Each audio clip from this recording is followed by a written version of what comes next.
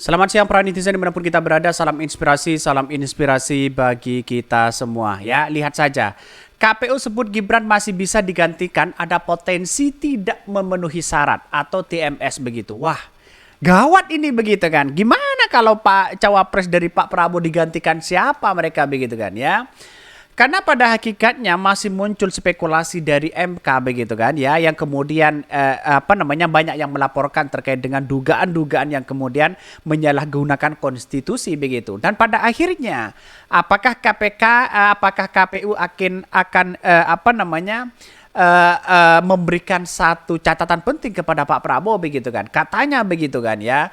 Kalau tidak memenuhi syarat gimana? Kan bisa digantikan begitu kan. Ya bisa saja dengan undang-undang yang ada dirubah dan sebagainya begitu kan. Tapi saya rasa tidak mungkin. Kekuatan Jokowi Gibran itu di belakang mereka kuat begitu kan. Ada presiden, ada yang lain begitu. Saya rasa tidak mungkin walaupun menyalahi konstitusi kita begitu kan ya. Sayang seribu sayang kalau sudah seperti ini begitu.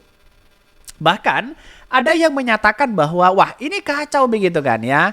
Tidak cukup umur tiba-tiba dicalonkan sebagai cawapres. Kan aneh mereka.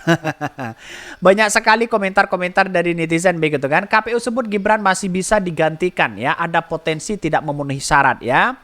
Kebiasaan memberi kisi-kisi memberi petunjuk hal yang mungkin akan terjadi. Seyoganya adalah sebuah sikap ya terpojok yang dimaksud untuk menghalalkan setiap kemungkinan penyimpangan di masa depan.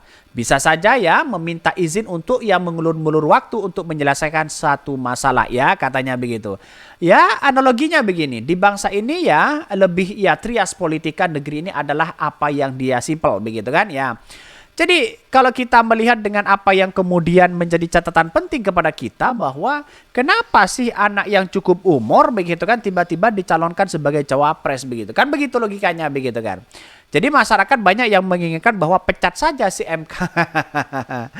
Jadi lucu mereka begitu kan ya. Bahkan jika pada saat pendaftaran capres-cawapres sesuai jadwal 19 ya sampai 25 Oktober masih berpedoman pada PKPU, bahkan belum direvisi, menurut saya pendaftaran paslon capres-cawapres ya PSGRR tidak sah ya. Karena saat pendaftaran tersebut aturan yang berlaku ya masih PKPU. Ya percuma lah kalau dipaksakan Prabowo Gibran begitu kan menang ya tiba-tiba putusan ini tidak sah gimana begitu kan. Tetapi MK sudah mengetok palu begitu kan, tidak mungkin ditarik lagi dan tidak mungkin bisa dibantah begitu kan ya. Dewan pengawas MK saja begitu kan ya, hanya menjadi dewan pengawas bukan bisa memecat di situ begitu. Jadi inilah fungsi penting bahwa di belakang Pak Jokowi Gibran itu ya ada Pak Lurah di situ begitu yang punya kekuatan luar biasa begitu. Penetapan paslon capres itu tanggal 13 November dan pengambilan nomor urutnya tanggal 14. Jadi sebelumnya ada masa pergantian nama paslon kepada akhirnya ya. Jika pada akhirnya begitu undang-undang pemilu tidak berubah soal persyaratan capres, keputusan MK dianulir, maka GR batal nyalon. Bisa saja begitu kan.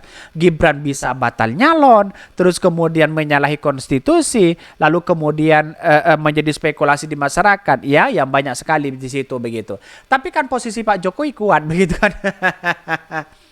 itu yang menjadi kendala begitu kan di situ begitu. Posisinya di situ begitu. Bahkan sebenarnya sudah disettingan kalau lurah semua tak meredam gejolak maka KPU diperintah begitu kan untuk membuat pernyataan seperti itu nanti juga di akhir secara meloloskan ya. Juga meskipun saya pribadi ya sanksi dengan KPU ya, tetapi saya berharap KPU tetap pada marwahnya juga ikut di ya pemain katanya. Jadi buat apa ada pemilu seperti ini begitu, semua berbagai cara dilakukan begitu kan ya. Jadi tidak ada gunanya begitu kalau masyarakat dibohongi terus begitu kan. Yang punya prestasi luar biasa tiba-tiba ya melihat dengan adanya kebijakan-kebijakan yang ini begitu, padahal anak muda masih belum cukup umur begitu. Kata Yusuf Kala anak ingusan begitu kan. Bihancur negara kita.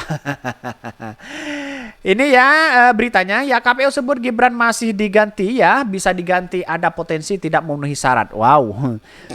Baca pres ya, Koalisi Indonesia Maju Gibran Raka Buming Raka belum bisa bernapas lega ya. Sebab ya peraturan KPU nomor 19 tahun 2023 belum ya diubah. Ketua KPU Hasyim Asyari mengatakan putra sulung Presiden Joko Widodo itu masih ya digantikan jika tidak memenuhi syarat. Bahkan Hasim menjelaskan pergantian nama calon itu tertuang dalam peraturan KPU nomor 19 ya. KPU meminta gabung partai politik untuk menggantikan nama bakal calon pasangan baru sebagai penggantinya ya. Jadi artinya apa? Artinya apakah ini bisa diganti begitu kan ya? Pertanyaannya sederhana begitu. Jika ini bisa diganti, lantas bagaimana dengan MK begitu yang memutuskan itu begitu kan? Apakah diralat kembali begitu? Saya rasa tidak mungkin begitu kan. Karena apa? Karena analisisnya begini ya, di MK sudah kuat ya, Pak Lurah sudah kuat. MK itu siapa begitu kan? Jadi kalau ada pengawas MK yang kemudian baru dilantik, lalu kemudian tiba-tiba ingin memecat si MK, lalu kemudian merevisi apa yang kemudian diketok palu MK, saya kira tidak bisa. Ya, Dewan Pengawas itu hanya memberikan kode etik, itu aja begitu, tidak bisa memecat mereka begitu kan. Jadi sama aja begitu kan, dilantik sana sini begitu kan ya, yang ujung-ujungnya ya itu aja begitu. Jadi artinya apa? Artinya selama ini apa yang dilakukan ya dengan rezim-rezim hari ini kan sudah ketahuan mereka begitu. Kami nggak bisa memastikan sekarang ya, nanti kasih tahu verifikasi dulu ya. Kalau menurut ketentuan undang-undang, kalau ada yang dinyatakan tidak memenuhi syarat ya masih bisa diganti. Hasim mengatakan saat ini masih ya banyak yang melakukan verifikasi terhadap berkas pasangan bakal capres-cawapres. Ya, kepastian Gibran lolos atau tidaknya diumumkan pada masa penetapan ya nama capres-cawapres pada hari Senin. Ya, tapi kita penetapnya jadi siapa kan ya ujung-ujungnya ya pada ujungnya 13 November.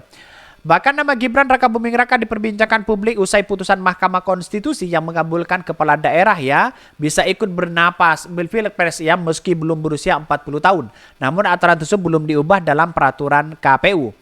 Dalam PKPU ya 19/2023 jelas mengatur bahwa syarat menjadi ya peserta Capres-Cawapres 2024 minimal berusia 40 tahun. Ini yang dipertentangkan begitu kan. Jadi kalau semuanya itu dilakukan begitu kan ya, MK sudah ketok palu. Terus kemudian apa yang harus kita berontak, apa yang harus kita revisi di situ?